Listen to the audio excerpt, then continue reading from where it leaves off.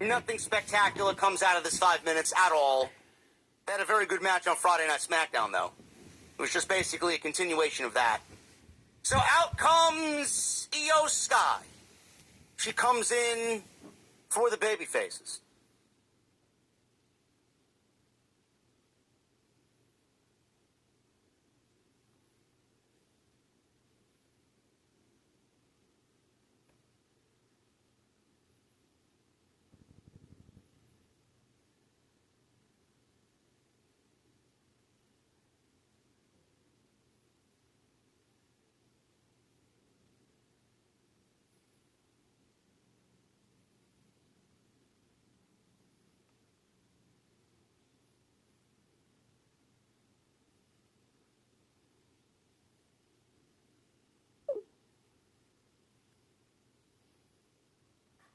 She joined Charlotte. Io entered with a trash can lid with her name written on it in red bold lettering. Asuka avoided a trash can shot, but Io hit a drop kick anyway. Io Sky tried a double jump springboard move off the two ropes, so she was basically trying to do some acrobatics from one ring to the next, and then do a springboard move, but she tripped when she entered the second ring, and she tried to dive, slipped off the top rope, and honestly, she made a very good recovery off of what she tried to do. She tried to do a little bit too much early on. She lost her footing. She tried to springboard into a big aerial maneuver, and she botched.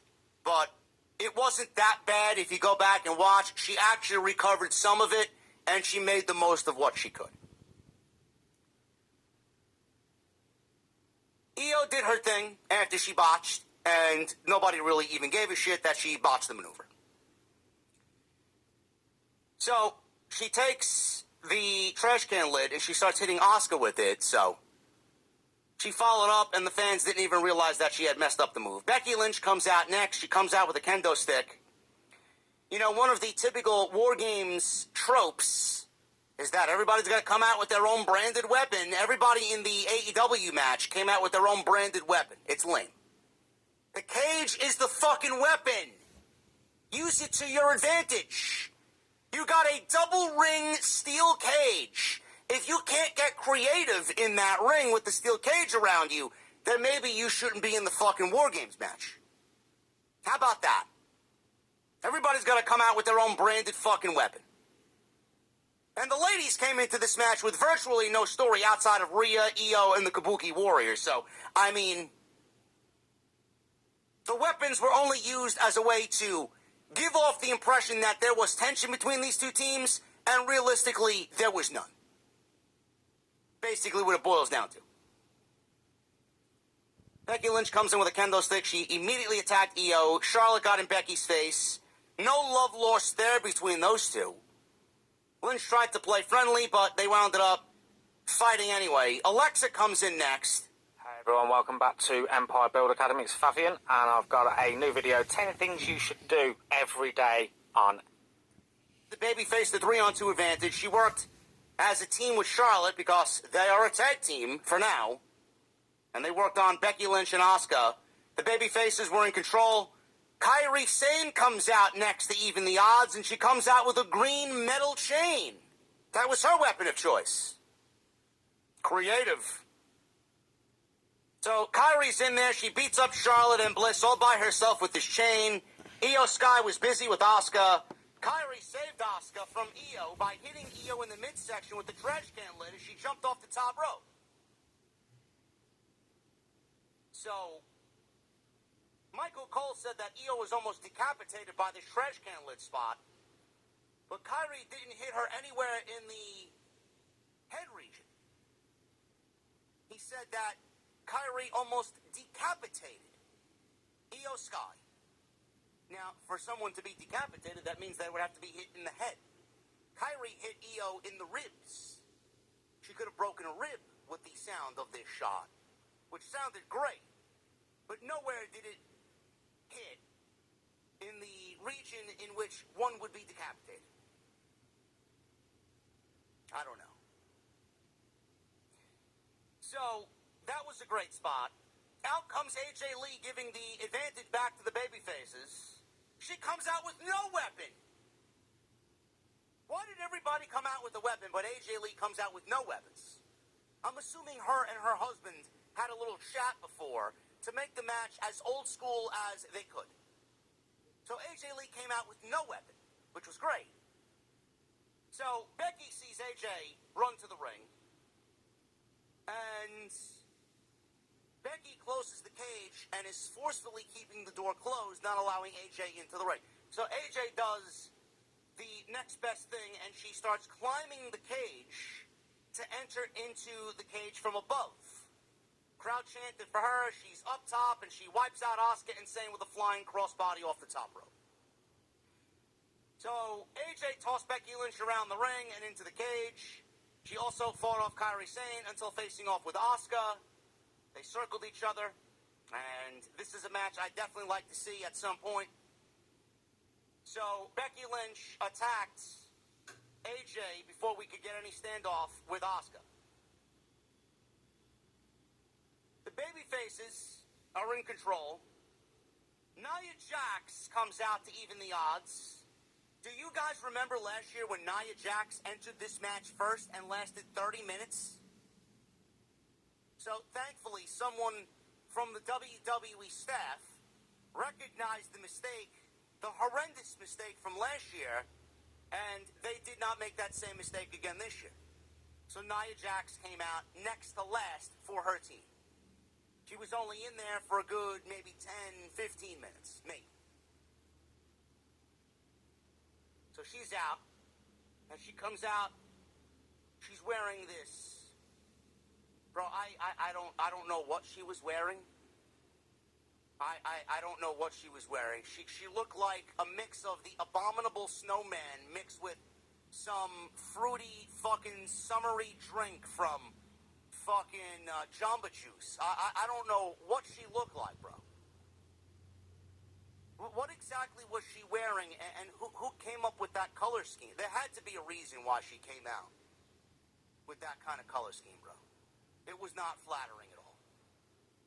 Just like Charlotte was on SmackDown. I don't know what the fuck she was doing on Friday night, bro. She was wearing an outfit like 2 sizes too small for her body.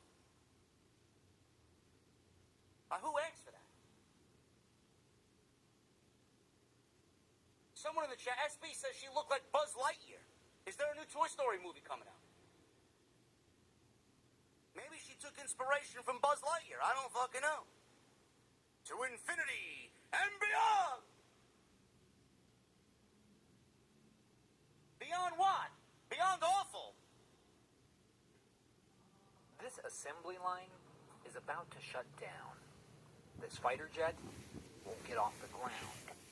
The satellite... So Nia Jax is in there, and she entered to even the odds. She starts throwing her girth around the ring and takes out everybody using her size. She beat up Charlotte and Bliss all by herself. She fended off Io and AJ Lee. Sky was making her way to the top of the cage, but Nia Jax grabbed her and hit a powerbomb on Io. The heels stomped the babyfaces until Rhea Ripley comes in. And she's got this mask on. She looks like the Terrorizer. What is that? What is that show? Do I got it right, chat? She looked like that clown from the Terrorizer film or the sitcom, whatever it is. What show was she imitating here? She looked great. Whatever it was, she looked great. Terrifier. She looked great. Art the Clown. She looked really good. I like that Rhea kind of makes a gimmick of her masks, being that it's almost like clockwork that she breaks her nose before these war games. So she looked great. She looked very good. Very scary.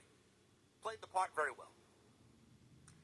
What I didn't like here, though, is, and this is just me being realistic.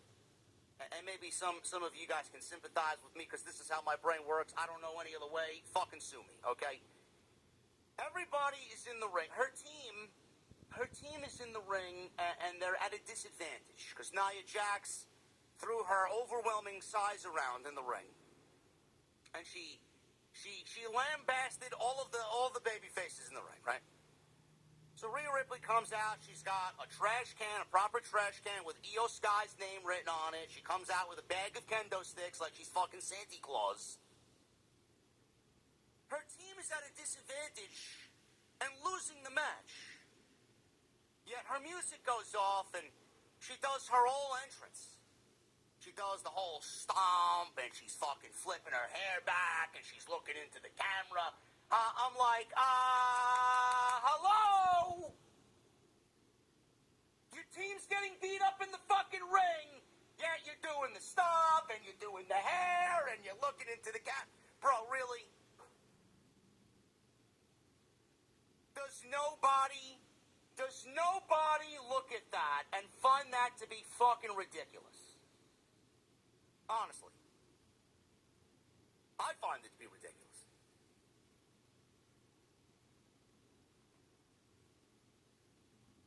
So she's out there. She got fireworks, the whole nine.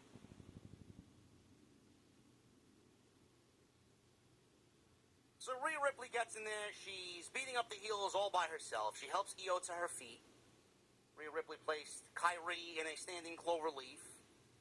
Io places a trash can over Kyrie's body. And while Ripley had her in the, whatever she calls it, the prism lock, the reverse clover leaf, Io ran the ropes repeatedly and hit a running basement dropkick into the trash can, in which Kairi Sane was in the trash can. Nia Jax knocked down Rhea Ripley and Io Sky. Bliss took down Nia Jax with a very sloppy-looking tilt-a-whirl DDT. And then Lash Legend comes out, and she was the last one to enter this match, and she evens the odds for her heel team. So she comes on out. She got no reaction because nobody knows who the fuck she is. The match officially begins at 33 minutes. Lash Legend gets into the ring and she beats up Charlotte and Alexa Bliss all by herself. Ripley faced off with Lash and they start exchanging strikes. Lash eventually got the better of this exchange, hitting a powerbomb and a very good-looking jumping big boot for a 2 count. Ripley tried for a riptide, but Nia Jax stopped all of that from happening. Lynch gave AJ Lee a manhandle slam, but Io Sky broke up the cover by taking her out with a moonsault. Lash and Jax then press slammed Sky and launched her into her teammates. Kyrie gave Sky an Asuka-assisted elbow. They call this now the Kabuki Special, which is basically the insane elbow off the top rope with Asuka holding her in some reverse DDT position. But the thing is, Kyrie jumped off with the insane elbow with the green steel chain wrapped around her arm. Looked great. They did this nice aerial shot. It looked great. So, Ripley broke up the cover off of this Kabuki Special. Asuka tried misting Rhea Ripley. Charlotte, she saved Rhea from the mist, who apparently, if you guys remember, Charlotte said, I can't do this, and she stepped off the babyface team for about a week, only to then return 3 days later at Madison Square Garden and rejoin the team. So they tried to play up that they have some sort of tension from past issues. So Charlotte saved Rhea Ripley. The elitists will find this to be the story of the match. It was fucking terrible. I don't give a shit what story you think there is none. There is none. They're on opposite shows. There is no story. I lost so much. Not only did I lose, but I became the most hated person.